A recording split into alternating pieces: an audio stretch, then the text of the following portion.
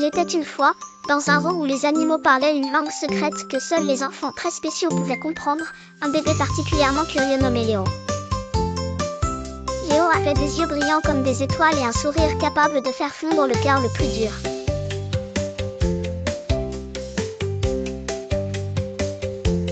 Cet ami était un grand rhinocéros nommé Ralph. Ralph était un rhinocéros pas comme les autres. Il avait une corne en spirale qui scintillait au soleil et une attitude forte amicale. Léo, qui n'était encore qu'un bambin, venait d'apprendre à marcher, et il avançait d'un pas hésitant mais déterminé. Curieux de tout, il était ravi de rencontrer ce nouvel ami. Au début, Ralph observa Léo de ses grands yeux tranquilles. Puis, avec une lenteur majestueuse, il avança doucement vers le bébé. Léo, émerveillé par la taille et la prestance de Ralph, tendit ses petits bras dans sa direction, comme pour lui faire un câlin. Les autres animaux du zoo, de l'atouffiant éléphant à la pétillante perruche, regardaient cette scène avec intérêt. Le lion, du haut de son rocher, posa son regard sur Ralph et déclara prudemment « Ralph, sois gentil avec le petit. Les bébés sont pleins de surprises. » Ralph hocha simplement la tête. Ainsi commença la promenade la plus étonnante qu'on ait jamais vue au zoo.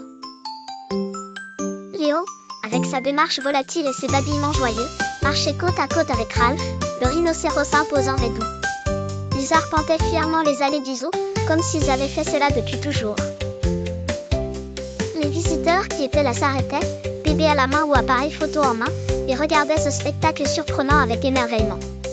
Un enfant chuchota à sa mère « Regarde, maman, on dirait que le rhinocéros protège le bébé. » C'était vrai, Ralph marchait à côté de Léo comme un fidèle compagnon, protégé semblable à un grand frère. Au bout de cette étrange et superbe balade, Léo et Ralph s'arrêtèrent près de l'étang à flamants roses. Ralph baissa la tête, et Léo, fatigué mais heureux, posa sa petite main sur la corne étincelante de Ralph. Tous les animaux applaudirent, car cette promenade avait montré que l'amitié sincère pouvait triompher de toutes les différences.